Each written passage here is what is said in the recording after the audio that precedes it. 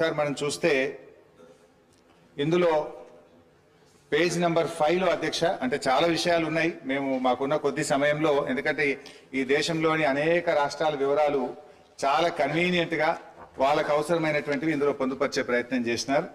But అధ్యక్ష ఇందులో page number 5లో Karnataka రాష్ట్రానికి సంబంధించి బడ్జెట్ ఎస్టిమేట్స్ అండ్ ఎక్స్పెండిచర్ది మేము కాగ్ రిపోర్ట్ ఇప్పుడే నెట్లో ప్రింట్అవుట్ తీస్తే అధ్యక్ష బడ్జెట్ ఎస్టిమేట్స్ కర్ణాటకది 2,31,142 కోట్లుంటే ఇక్కడ 2,31,642 కోట్లుగా చూపించారు. ఎక్స్పెండిచర్ విషయంలో కూడా అధ్యక్ష 2,61,932 కోట్లను చూపించారు. కానీ కాగ్ రిపోర్టు నివేదిక ఆధారంగా ఎక్స్పెండిచరు 2,54,525 కోట్లు అంటే దాదాపు 7,000 కోట్లు ఎక్స్పెండిచర్ ఎక్కువ చూపించినట్టుగా ఈ కాగ్ రిపోర్ట్ను బట్టి చూస్తాం. అంటే మొత్తంగా తప్పుల తడకతోని ఈ వివరాలను వాళ్ళు పొందుపరిచిండ్రు. వాళ్ళు కేవలం ఇదంతా కూడా ఒక గత ప్రభుత్వాన్ని బదనాం చేయాలనేటువంటి ధోరణి కనబడతా ఉంది అధ్యక్ష. అదేవిధంగా ఇందులో ఉమ్మడి ఆంధ్రప్రదేశ్ వ్యయము తెలంగాణ వాటా అంటే 1956-57 నుంచి 2013-14 వరకు 41.68% ఖర్చు చేసినట్టుగా గంపగుత్త లెక్క తీసినారు. ఇది మనందరికీ తెలుసు అధ్యక్ష. వాస్తవానికి తెలంగాణ ఉద్యమం ఎందుకు వచ్చింది, ఈ పోరాటాలు ఎందుకు వచ్చినాయి, 69లో ఎందుకు పోరాడినాం అంటే తెలంగాణకు నిధులు తెలంగాణ ప్రాంతంలో ఖర్చు పెట్టాలనే జెంటిల్మెన్ అగ్రిమెంట్ ను అమలు చేయకపోవడం వల్లనే ఆ రోజు తెలంగాణ ఉద్యమం వచ్చింది. అంటే దాని మీద గతం మీ కాంగ్రెస్ పార్టీయే అప్పుడున్నటువంటి కాంగ్రెస్ ప్రభుత్వాలు మరి చాలా కమిటీలు వేసినారు.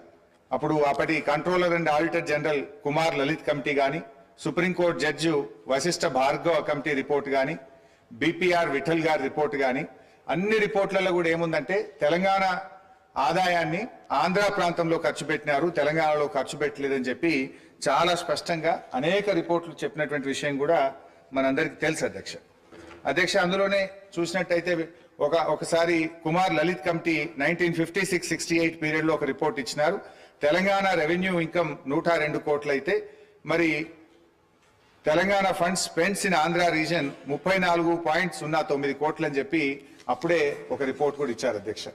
అదేవిధంగా వారు మరి జస్టిస్ భార్గవ కమిటీ రిపోర్ట్ లో కూడా ఆ వివరాలన్నీ కూడా తేల్చారు. అంటే ఇది నేను ఎందుకు చెప్పే ప్రయత్నం చేస్తున్నా అంటే ఇక్కడ మీరు 41.68% తెలంగాణలో ఖర్చు పెట్టారు అని ఏ లెక్కలైతే చూపించారో ఇది శుద్ధ తప్పు.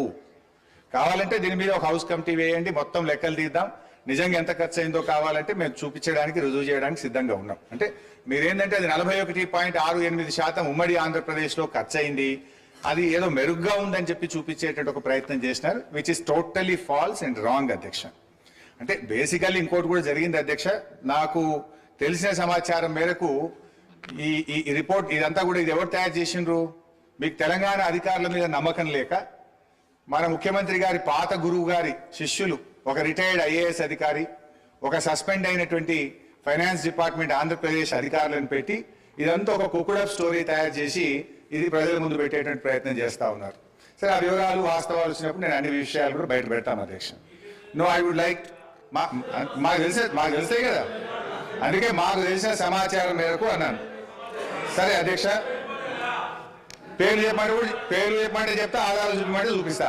అందులో నేను ఎందుకంటే అలా బోదలుచుకోలేదు. సో అధ్యక్ష ఈ మొత్తంగా ఈ రిపోర్ట్ ఆబ్జెక్షన్